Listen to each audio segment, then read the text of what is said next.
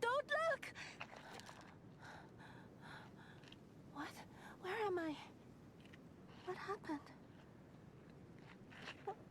What happened to that tsunami? What's going on? And where's Soji? Oh.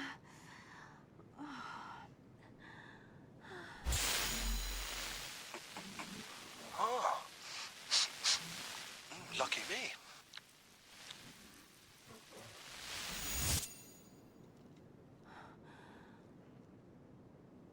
What was that? It's not usually like that.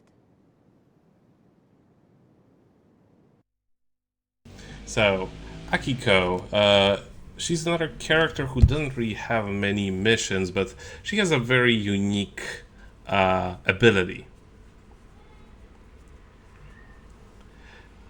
I don't remember if they actually introduced it very immediately in this stage, but as you can see, she's got some. She already had unusual powers even before the tsunami hit. That image. So strange. Different power?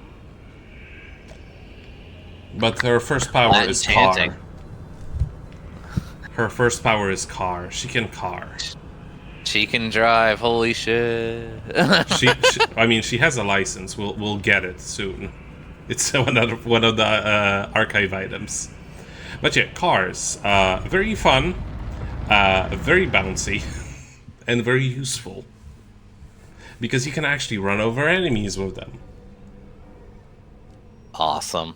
And now that we got a close-up of one of these cloud enemies, you can actually see that there was a reflection of a face in their little shiny element.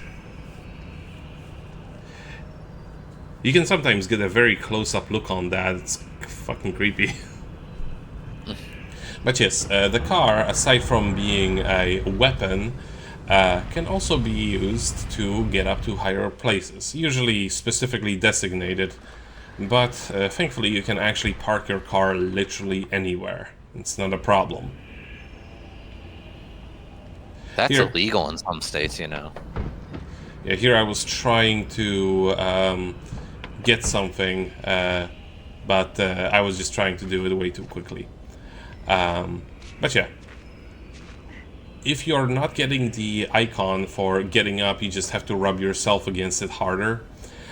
For the most part, I didn't have trouble with like the context-sensitive stuff, but some of them that switch between options, such as jump or go down, can get a little bit annoying.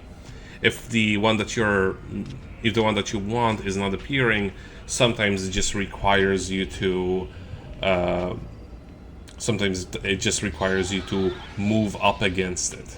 And here I move into the first person mode because it makes it a lot easier to point your light source, your torch, at a specific object, as in fight against those little clouds. I still have to look up what their name is because I forget. But yes, now we are armed with an umbrella and we can take down anything. Can't believe you forgot about the clouds, dude. That's just the random encounter clouds from frickin' Okage Shadow King. What's going on? But in Okage Shadow King, those are ghosts. I mean, those are So ghosts. then they're called ghosts here, obviously. Well, yeah, sure.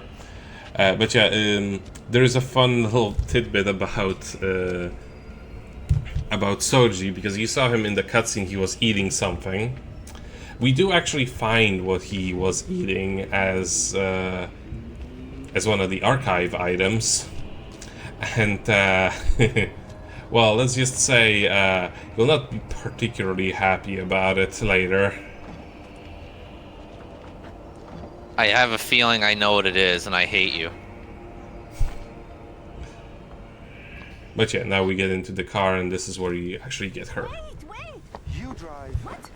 You are joking. I've only got a motorcycle license. No way! I may have a car license, but I don't drive, okay? Look, I don't know a single thing about cars, so would you just hurry up and drive? The audacity. But yeah, now we get her driver's license, so we know what she's doing is legal. Including running over Shibido.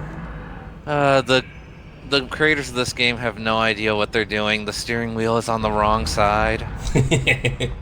But yeah, one thing I do love, this car, it can fucking turn on a dime. It's actually very accurate to how these cars actually are, because this is one of those, you know, small vans they use to, like, deliver bread and stuff like that. Mm-hmm. I believe it could be like a Mitsubishi L3000. My dad used to have one like that when I was little. I really like that car. I'm so sad that they don't produce cars that look like this. You know, flat front. Did you also shine lights onto ghosts with it? I wish. Oh, Jesus. I barely remember. I was like 3. That just means you were the ghost, Nico. But yes, she can get inside of there because she's tiny. Oddly enough, she doesn't even need Soji's help in order to do this, which is impressive.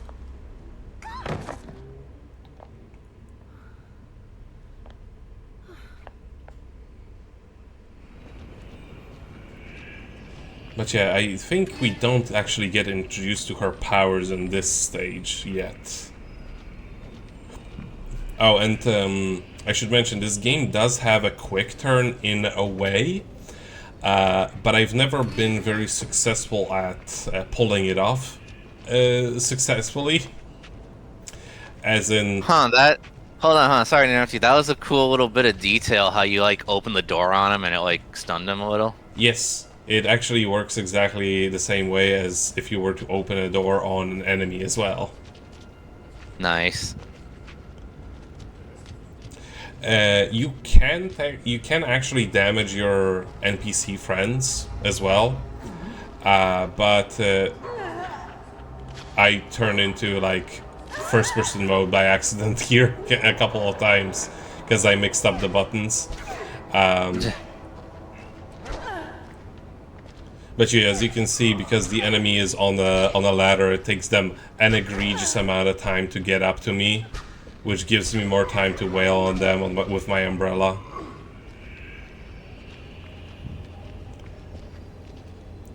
If we were to leave that weapon lying there, Soji would actually pick it up. But when it comes to melee weapons, like your AI partners, they will use them, just not as effectively as if they have firearms, because they generally will follow you, which means that you will be the first one to attack a monster. But it does give them better chances if they do get attacked. I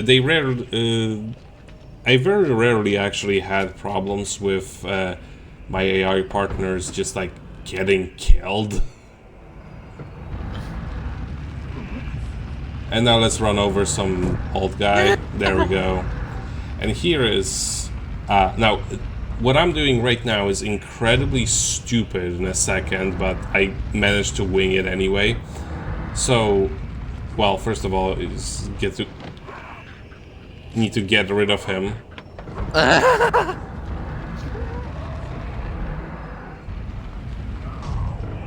Thankfully, Soji, please.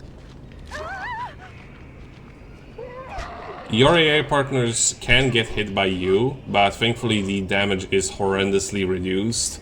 So there is a very, very slim chance that you would actually kill them. They can hit you, they can interrupt you as well, which is annoying, but it's... You can deal. You just have to walk from a different... You just have to, like, you know, attack the enemy from a different direction. And here, I didn't really show it through the side jack, but there is a sniper right where we need to be at, so they want us to honk at him to get his attention to, like, you know, go somewhere else. And this is what Soji ate, actually. And what I did, I should have gotten this on the second mission variant of this thing, because I literally got shot twice while doing it. Yeah. But I mean, I beat it anyway. Otherwise, you would be seeing this right now. So, but yeah, as will be demonstrated, Sergi can take care of himself, thankfully.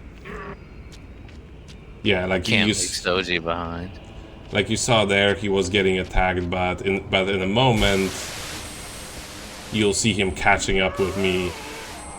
Thankfully, their priority seems to be to actually, like, you know, follow you as opposed to kill everything next to them, which is good.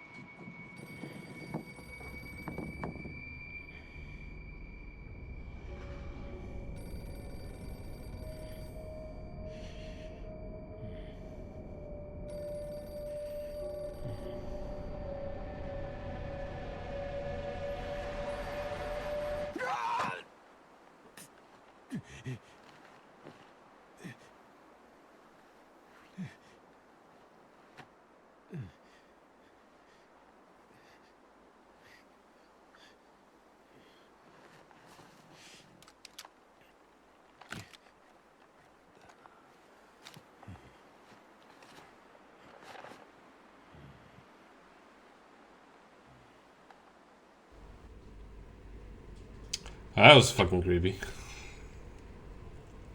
I don't know, it seemed pretty normal to me. Just Wednesday. Yeah, you know. But yeah, as you saw, that secondary objective for that mission was already available. I believe that one is just always available right at the start.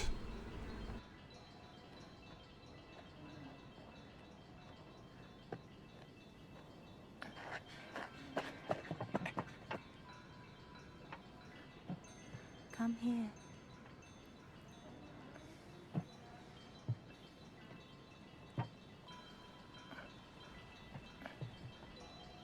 Look.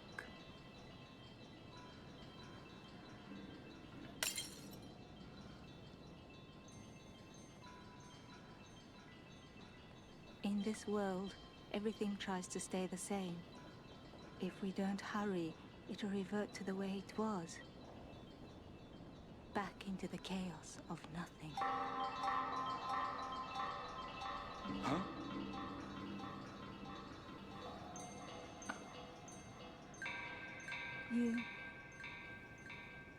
You believe me, don't you? I've been waiting for you for so long.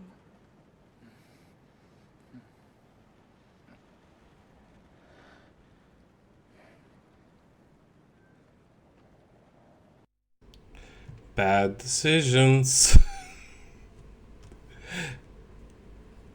Okay, Mamoru, she's obviously toxic.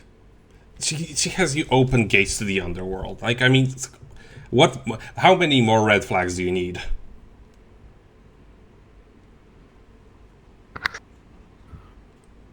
Three clues hidden in a song, huh? Mm-hmm.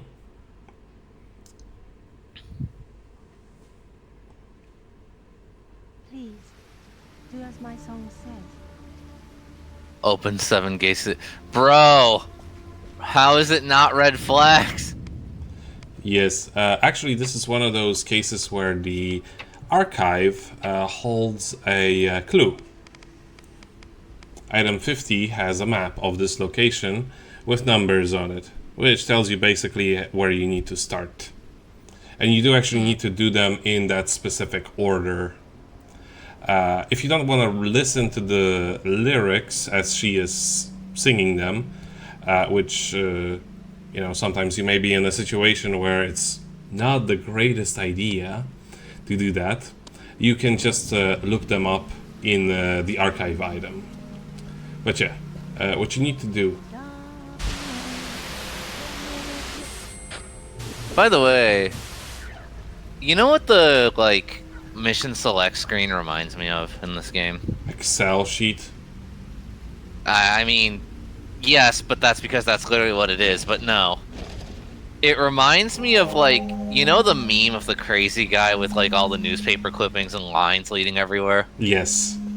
Yeah, it reminds me of that. I mean, it basically is that, kind of like that, because it's got all of those alternate realities, which is actually what they introduce in this stage. This is the reason why you can redo stages later on, mission to objectives, and have a different result which is still canonical, because the world keeps reverting back, so multiple possibilities are, a valid option. It's the same reason as to why I choose to think there's such a thorough hint system, is because subconsciously the characters may just realize that they have been in this scenario already, and so they're like, so next I should look for this random thing. Oh, remember this girl?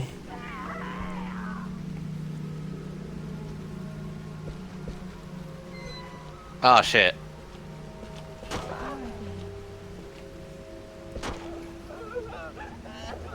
The best way to deal with her is to just, take her freaking huge saw and then just leave her unarmed. She can still be dangerous, but much less so. Now, she will read the verse that is relevant to the puzzle piece that you have to do, but you can also just keep trying until it works. It's also a perfectly valid option. And here I had her wait down the stairs so she stops blocking me. And we find a motherfucking DVD. Bro, primo collector's item.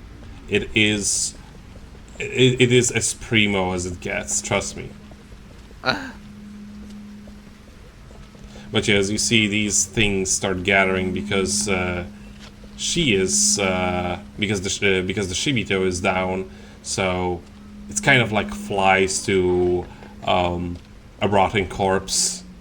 Yeah. Except in this case, they don't eat it; they revive it. The Shibito will revive regardless, but they just revive faster if those clouds reach them. Now, this didn't work out. Yeah, you kind of got found out immediately, homie. Yes. In this case, I don't actually want to steal his item because it's got, a very poor range.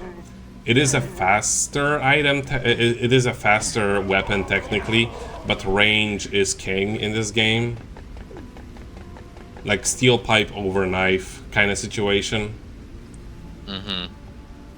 Oh, and unless you tell somebody to come over to you, they will stay at the place where they were.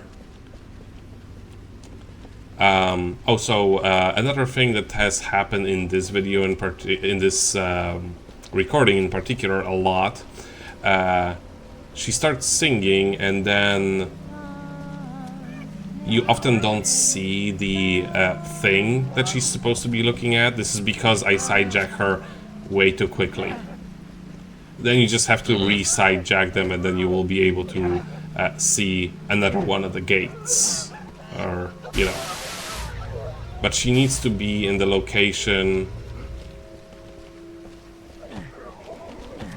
She needs to be in the correct location in order to start singing, and then you can sidejack her.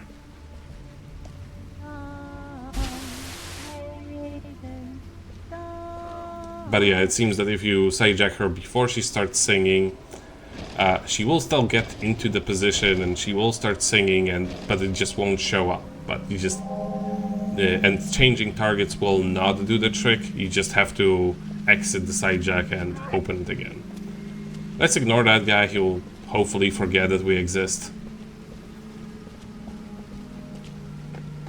Shibito thankfully have attention span of a goldfish, so they don't really chase you very long. They're not like hippos. Oh no, thankfully not. And yes, you'll see me cutting the map screen a lot. This is where I break the recording to look into the guide, what to do next.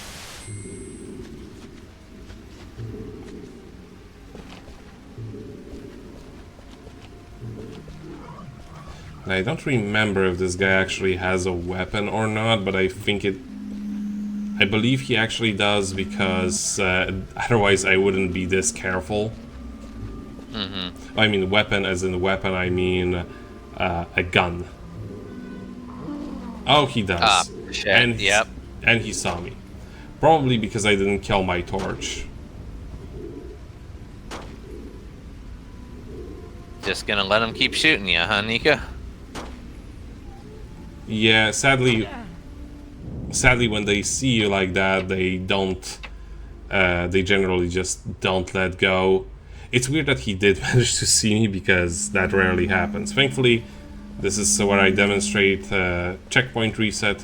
If you just get into a stupid situation like that, just use it. In this stage in particular, checkpoints are actually very useful, because you can just teleport back to like straight in the middle of the stage. So if you know you're supposed to be there for the next part, just do it.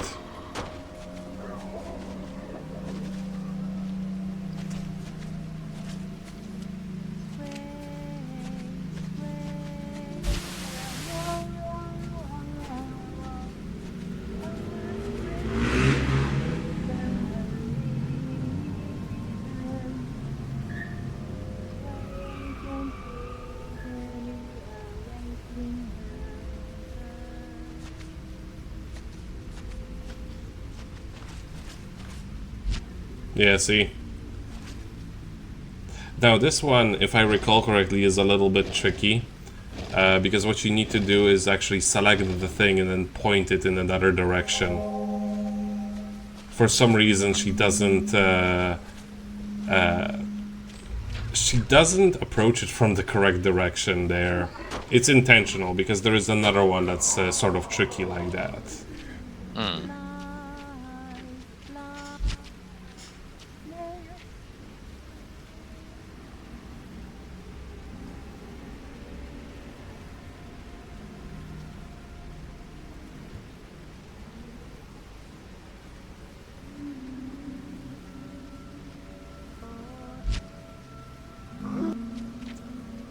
But yeah, you can see why this mission would be annoying to just like get back to the main location.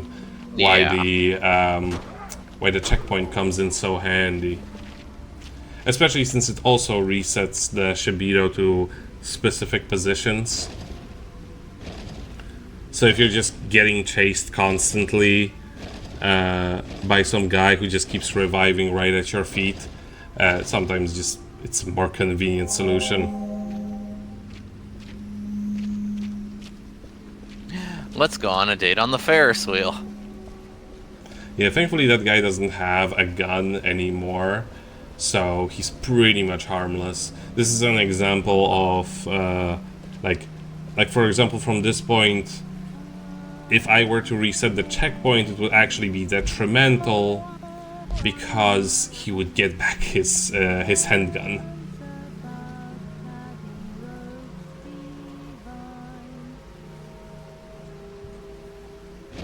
Yes, this is another case where we have to form the thing and then turn it to face another direction.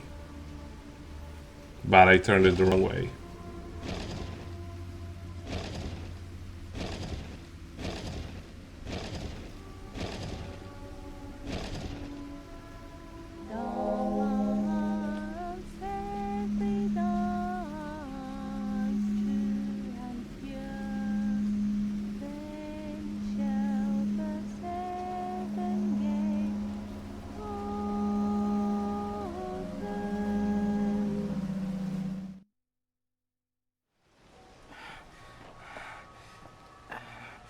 Open your eyes. Hey, look.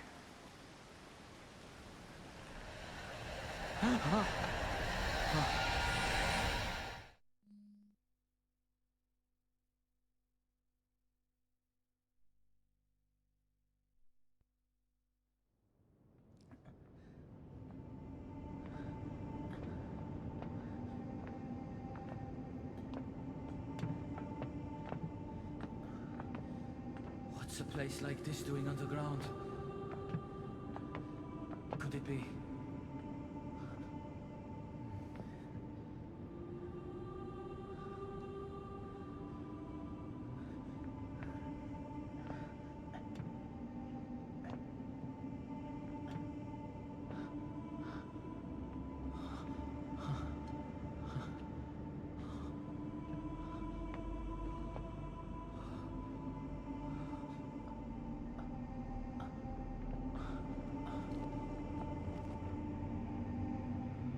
Please, look at me.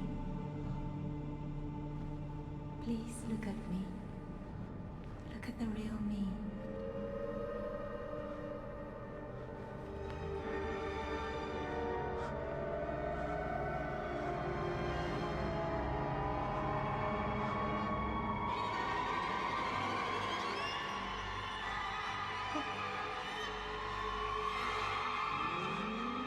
Please, look at me.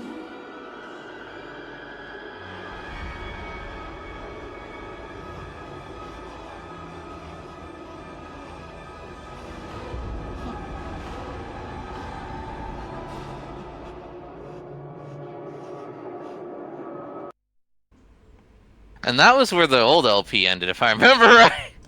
I'm not sure. I think it was a little bit later, but yeah, this is definitely kind of a turning point, and we'll continue this in the next episode. We have a couple of second missions to take care of. It's best to take care of these as soon as they appear.